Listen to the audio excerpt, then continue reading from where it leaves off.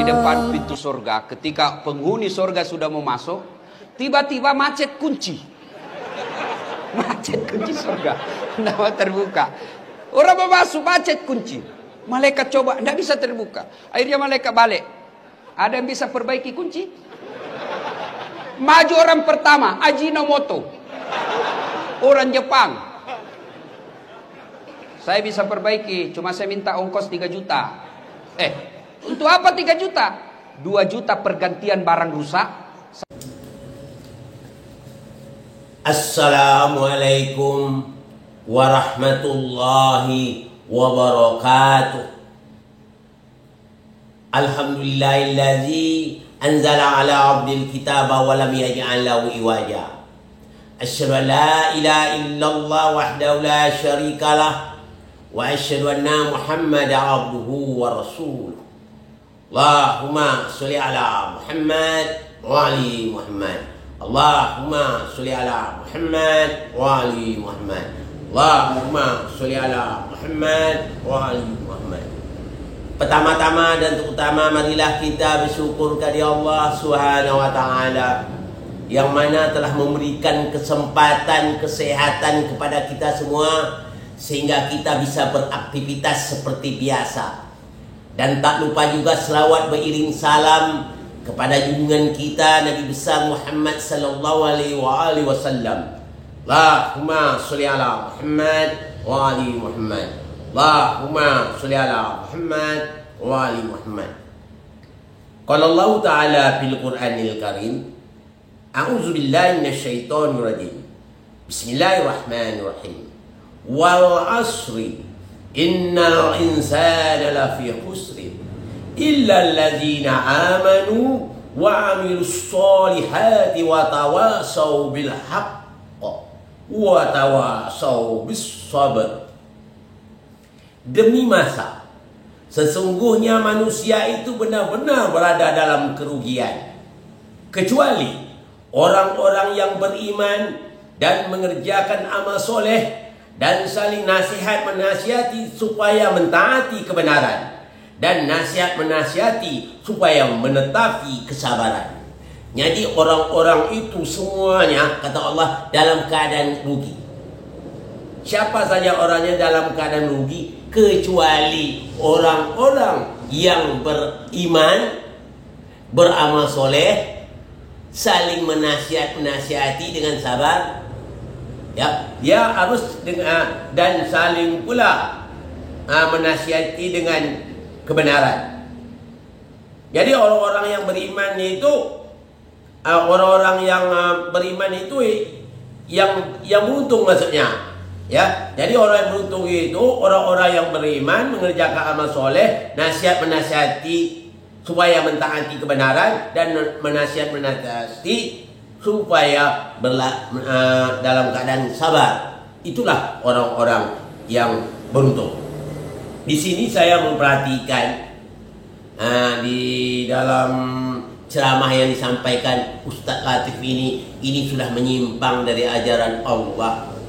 Mereka Ustaz ini, saya katakan di sini, berlawak dia, seolah-olah lawak isinya melecehkan Allah. Allah itu membuat sesuatu itu tidak sempurna. Contohnya, dibayangkan kunci surga macet. Ya, bayang kunci surga macet, seolah-olah surga itu nikmat Allah yang paling besar itu dikasih Allah. Semua sudah sempurna, apa saja kita mau sana dapat. Tidak ada yang halangan-halangan di sana. Ini dibayangkannya kunci surga itu kayak kunci kamar. Kalau kunci kamar saja zaman sekarang ini di hotel kayak itu kunci kamar tak laku lagi. Apalagi di surga, Pak Ustaz Latif. Ini Ustaz Latif seolah meleceh Allah. Memang dalam keadaan lawak disampaikan. Bagi orang yang tidak tahu, orang yang mendengar ini terbahak-bahak dia ketawa, karena dia menganggap itulah benar, karena yang menyampaikan ustaz yang dianggapnya alim dan dianggapnya dia seorang ulama. Ini sangat celaka sekali seperti pemahaman seperti ini. Tolong ustaz, kalau ustaz betul-betul mencintai Allah, mencintai Rasul, tidak begitu terhadap umat ini. Sampailah apa yang disampaikan perintah oleh Allah, apa yang diperintahi oleh Rasul. Karena ini sudah lama, sebenarnya saya masih menunggu. Rupanya tidak ada satu pun orang yang sanggup untuk menegur Ustaz. Saya perhatikan, tak sanggup karena takut. Kenapa? Karena mereka itu menganggap sudah benar Ustaz. Karena Ustaz dianggapnya seorang ulama.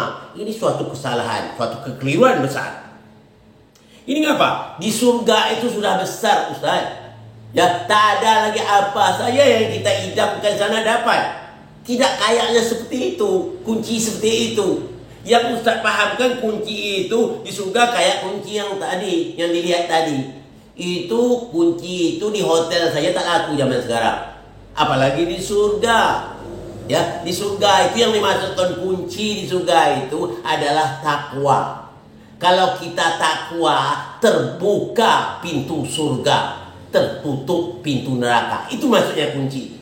Yang bukan kayak seperti itu. Kalau kayak seperti itu, ketinggalan Ustaz. Ya, jangankan Ustaz di surga, di dunia saja Ustaz ketinggalan. Maaf, bukan saya menyombong enggak Ustaz. Mobil saya saja tak pakai kunci kayak itu, pakai sentuh saja dia sudah hidup. Tak pakai kunci kayak itu, disentuh bodinya hidup. Tapi yang menyentuh saya selain itu orang nggak bisa. Orang lain menyentuh tak akan bakal hidup dia. Jadi saya sentuh hidup dia. Apa yang saya ingin? Apa itu? Itu di dunia saja sudah canggih, apalagi di akhirat Ustaz. Ini Ustaz Latif sering banyak bikin lawak dah, banyak penyelewengan terhadap Allah. Itu maksudnya apa itu isi lawak itu? Merendahkan Allah. Berarti surga itu belum sempurna, ada macetnya. Katanya terpaksa Ajinomoto dari Jepang memperbaiki. A'udzubillah min zalik. Janganlah ya ada-adakan masalah agama ni Ustaz. Memang bentuknya lawak, Ustaz pandai berlawak sehingga orang terbahak-bahak ketawa. Tapi isinya menyesatkan orang Ustaz. Saya yakin, seyakin-yakinnya, kalaulah umat ini maulah dia tafakur, berfikir. Satu, tafakur, berfikir. Yang kedua, dia tadabbur, menghayati.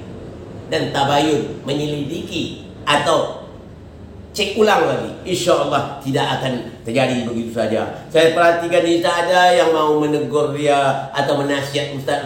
Kelihatan. Kenapa? Mereka sudah beranggapan Ustaz sudah pintar. Jadi di sini saya tegur Ustaz, jangan buat seperti itu lagi. Bertaubatlah kepada Allah, benar-benar taubat. Saya masih ingat lagi pesan dari cicitnya Rasulullah SAW pernah berpesan yang namanya Imam Ja'far Shadiq. Dia mengatakan 70 dosa besar yang dilakukan orang jahil, orang tak tahu, bermohon kepada Allah dia, ya Allah, ampunkanlah dosaku ya Allah, aku lakukan semua ini kerana aku tidak tahu ya Allah. Allah pasti akan mengampunkan dosa orang yang besar tadi kerana dia mengaku dia tak tahu melakukan satu kesalahan. Tapi kalau dosa orang alim satu pun membuat dosa kerana dia tahu, sengaja buat dosa, Allah pending kemaafan untuk orang alim.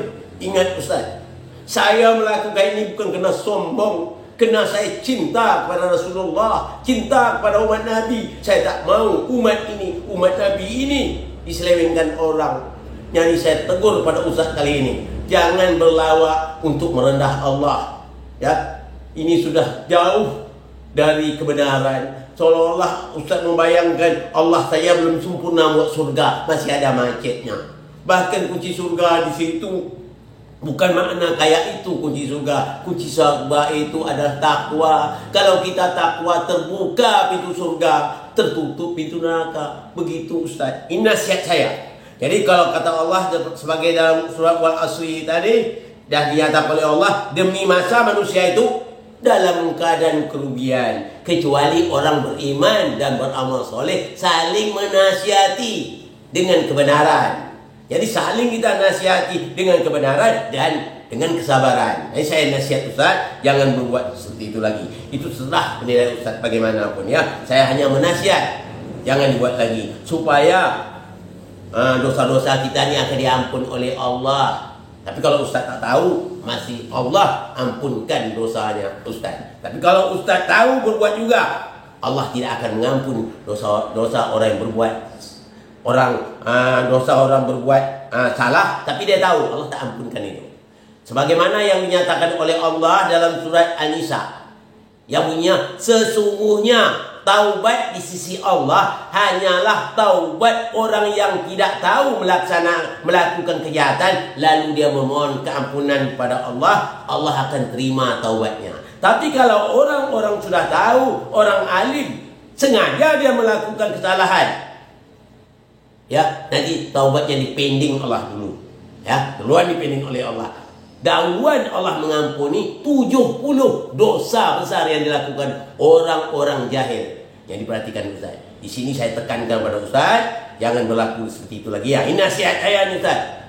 Bukan untuk Ustaz saja, semua para mubalik yang belawak itu kadang-kadang dia tak sadar enak pelawak, tak sadar pelecehan terhadap Allah Subhanahu wa taala. Di mana saja pun berada, baik dalam maupun luar negeri. Kalau berdakwah, sampai sajalah apa yang diperintah Allah dan apa diperintah Rasul. Jangan ditambah-tambah, jangan pula dikurang-kurang. Di sini sangat saya tekankan.